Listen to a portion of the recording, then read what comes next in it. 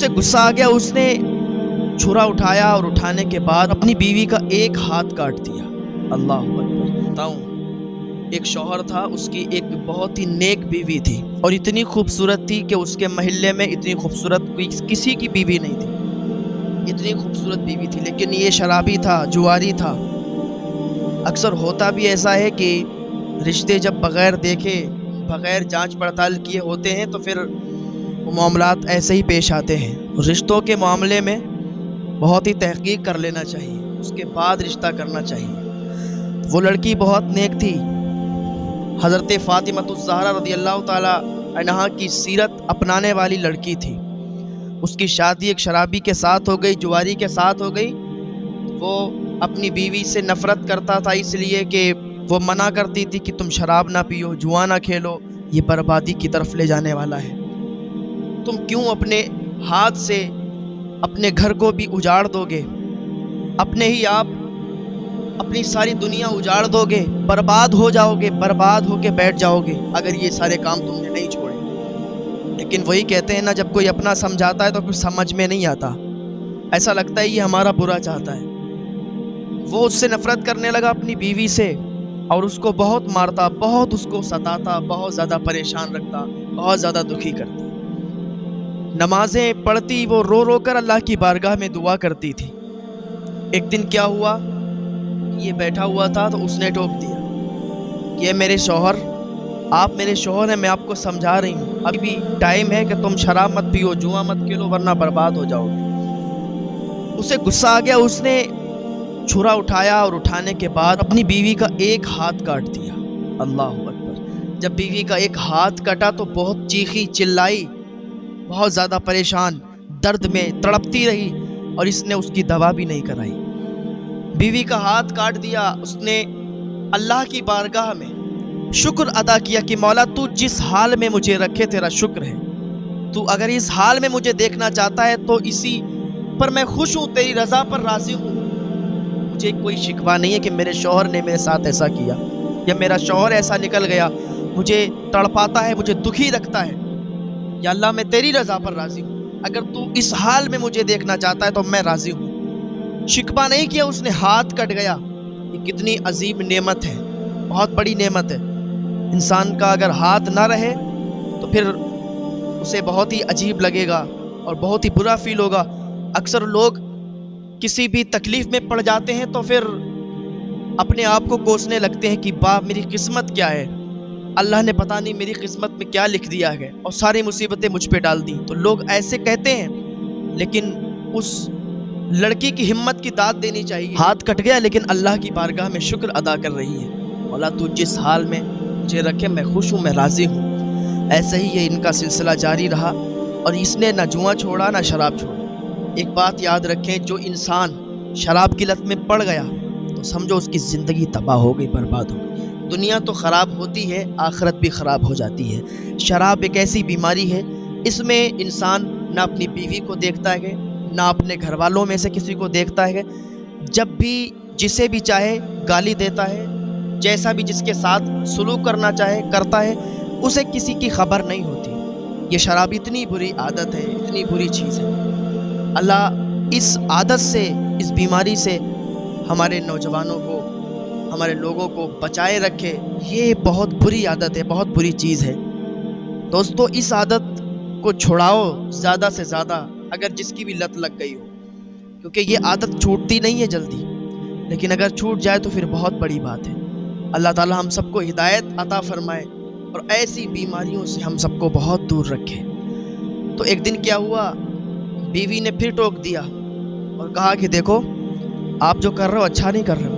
اتنا کہنا تھا کہ اسے پھر غصہ آیا، اور اس نے رات کے دوسرے پہر، بیوی رات کے دوسرے پہر میں بھاگ رہی ہے اور وہ پیچھے سے چھرا لے کے دوڑا رہا ہے، لیکن اللہ کا ترازو صرف انصاف کرتا ہے۔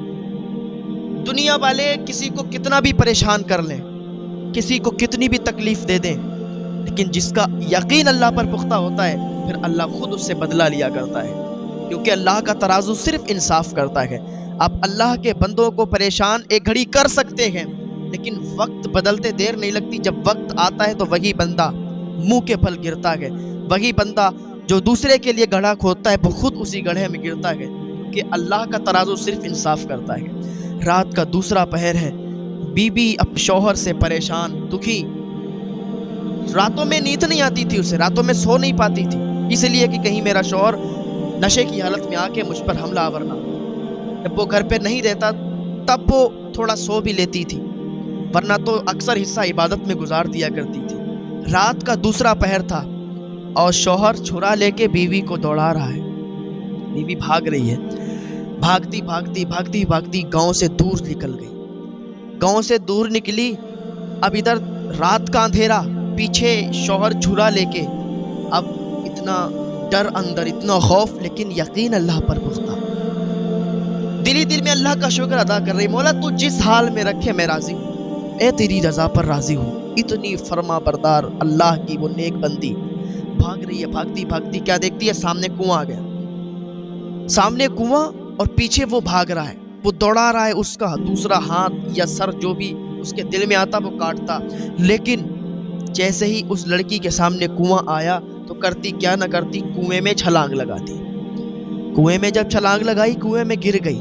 ये भी दौड़ता हुआ कुएं के पास आ गया, देखने लगा कि ये कुएं में जिंदा है या मर गई। देखा तो अंदर से आवाज आ रही थी, वो अंदर से बचाओ बचाओ की आवाज ला रही थी कि मुझे निकालो।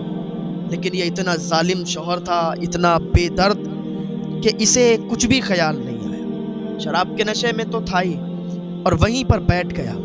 ठंडी ठंडी हवा चल रही थी, वहीं बैठ गया। सोचने लगा कि जल्दी से ये मर जाए, सुबह हो जाएगी तब देखेंगे ये मरी है या जिंदा है। मरी होगी तो ठीक है, जान छूट गई, और अगर जिंदा होगी तो निकाल के ले जाएंगे। वहीं पर लेट गया और गहरी नींद में सो गया। वहीं पर लेट के सो गया। सुबह हुई, ठंडी ठंडी हवा चल रही थी, ये सो रहा था। लेकिन कहते हैं ना कि जिसका यकीन अल्लाह पर पुख्ता होता है, फिर अल्लाह उसकी मदद किया करता है। अपने बंदों को अल्लाह यूं ही नहीं छोड़ता है। हाँ, अल्लाह यूं ही नहीं छोड़ता है, उसकी मदद किया करता है। लड़की अंदर से रात भर चिल्लाती रही, कुएं में वो डूबी नहीं, कुएं में उसकी जान नहीं गई, अल्लाह ने उसे बचाया। लेकिन जब सुबह हुई, सुबह का उजाला नमूदार हुआ, सूरज निकल आया। बादशाह सुबह को सैर करने के लिए, सैर व तफरीह के लिए निकला हुआ था, टहल रहा था, तो कुएं के पास से उसका गुजर हुआ।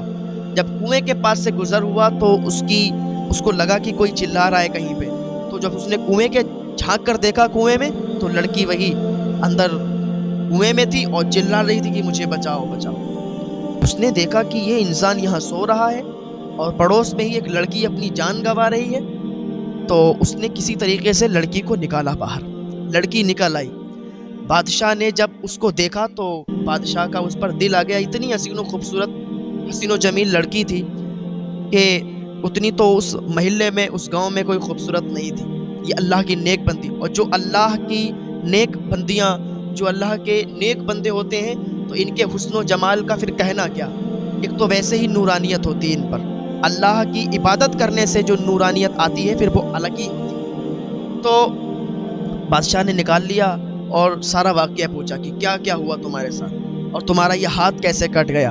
उसने सारा कुछ वाक़या बता दिया कि इसने मेरे साथ ऐसा ऐसा किया है कि मेरा हाथ भी काट दिया, लेकिन मैं अल्लाह की रज़ा पर राज़ी हूँ। इसने मेरे साथ बहुत जुल्म किए और ये आज भी मुझे छुरा लेकर दौड़ा रहा था मेरा दूसरा हाथ काटने के लिए, लेकिन मैं इस कुएं में गिर गई, तो कुएं से भी अल्लाह ने मुझे बचाया है, आपके ज़रिए से मैं बाहर निकल आई हूँ। बादशाह ने इतना सुना तो बादशाह को गुस्सा आ गया कि एक शौहर अपनी बीवी के साथ ऐसे कैसे कर सकता है। एक शौहर इतना ज़्यादा गिर सकता है कि अपनी बीवी के हाथ काट दे और अपनी बीवी की जान पर आ जाए, अपनी बीवी की जान लेने की कोशिश करे। ऐसा नहीं हो सकता। उसने तलवार निकाली और सबसे पहले उसका दाहिना हाथ काट दिया और एक पैर काट दिया। जैसे उसका हाथ और पैर काटा तो चीखता हुआ उठा और कहा, तुम कौन हो, तुमने ये क्या कर दिया मेरे साथ। चीखता चिल्लाता। जब उसने बादशाह ने सुना, कहा, खामोश, खबरदार, तूने अगर जबान से कुछ भी निकाला, चला जा यहाँ से, मैं बादशाह हूँ, तुझे जान से मार दूंगा। तूने अपनी बीवी पर इतने अत्याचार किए, तूने अपनी बीवी को इतना परेशान किया, तुझे शर्म नहीं आई।